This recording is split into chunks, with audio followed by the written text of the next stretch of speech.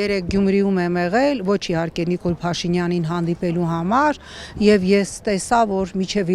իր գալը այն անվտանգային միջոցառումները, որ տեղի են ունենում Գյումրիում, ամեն ծառի տակ, ամեն թփի տակ ոստիկանական մեքենաներ,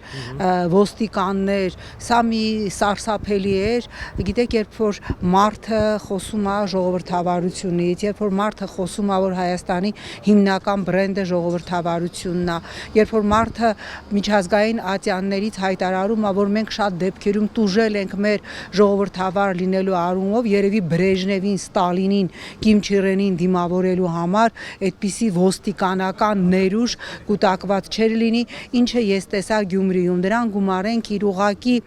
անընդունելի լեքսիկոնը իր կուսակցության օպոնենտներին, որոնցին կանվանեց առնետներ, որոնք դուրս են եկել եւ առնետներին պետքա նորից մտցնել իրենց տեղը, նկատի ունենալով ենթադրում եմ Գյումրու քաղաքապետի միուս տեխնացուներին, գիտեք, զարհուրելի է, երբ որ այս մարդը, երբ որ ընկնում է ինքը էքստազի մեջ եւ երբ որ կանգնում է հերթական ընտրական փուլի առջեւ, ինքը իր լեքսիկոնը, գիտեք, ես չգիտեմ, դա գավառական կներեք մուժիկի լեքսիկոն էլ չի, դա հարբած այդ Շուքշինյան լեքսիկոնով ասած հարբած մուժիկի լեքսիկոն էլ չի, էլի, չի կարող մարդը խոսել ժողովրդավարությունից եւ իր լեքսիկոնում օգտագործել ինչ ուզենամ թափ կտամ, կուզենամ մատ թափ կտամ, կուզենամ ուրիշ բան թափ կտամ, կներեք այս ձևակերպման համար քշինեմ, երեկել Գյումրիում առնետներ, որոնց պետքա մտցնել իրենց բունը, ել չեմ խոսում ծեփել ասֆալտին եւ այլն եւ այլն։ Կներեք նորից նույն բառապաշարը Յաշիկ, հատիկ առ հատիկ։ Այո, բրաբուս առ բրաբուս, ես իրան խորհուրդ եմ տալիս մի հատ բացել ցանկը քաղաքների, գյուղերի, սրբավայրերի, հարյուրավոր եկեղեցիների, հազարավոր մշակութային կոթողների, որ ինքը անձամբ իր ստորագրությամբ հանձնել է Ադրբեջանին, այդ բրաբուսներից, յաշիկներից, ես չգիտեմ, ինչ էր ասում, Range Rover-ներից խոսելուց առաջ մի հատ լավ կլինի ինքը պատասխան տա հանրությանը, թե երբ է վերադարձնելու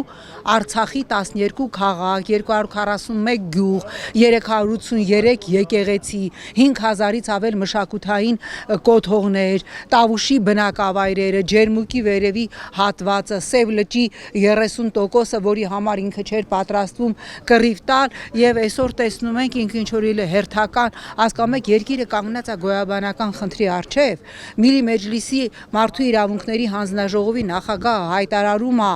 Միլի Մեջլիսի մարդու իրավունքների հանձնաժողովի նախագահը Ադրբեջանի, որ Շուշին մենք վերցրեցինք պատերազմով, Երևանը վերցնելու ենք խաղաղ քայլերով, Ալիևի օգնական Հիկմետ Հաջիևը պահանջ է դնում Ադրբեջանի իշխանության կողմից Նիկոլ Փաշինյանի առաջ, որ հանձնի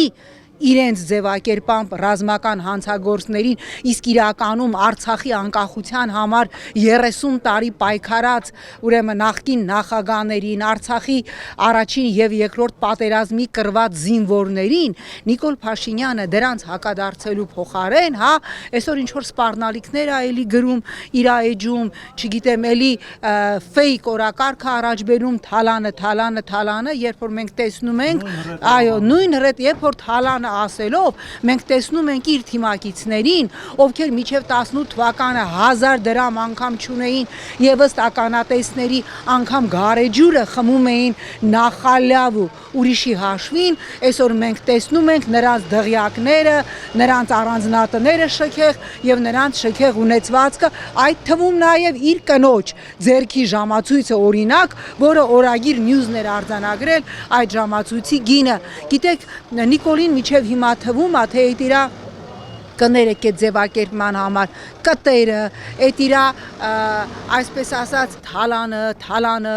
նախկինները բերելու եմ, ինքը չի հասկանում, որ այդ ժամկետնանց կտերը կներեք այդ ձևակերպման համար որևէ մեկի վրա այլևս որևէ ազդեցություն չունեն, որովհետև խոսելով միլիարդավոր թալանների մասին, մենք հասկացանք, որ այդ ամենը փուչիկ է, փոխարենը մենք տեսնում ենք իր շրջապատի ամեն օր աճող, ամեն օր բարգավաճող թալանը, այնպես որ որ չկա այլևս նույնիսկ նիկոլական սեկտայի ամենավերջի աղանդավորը այլևս չի հավատում այդ թալանը, այսպես ասած,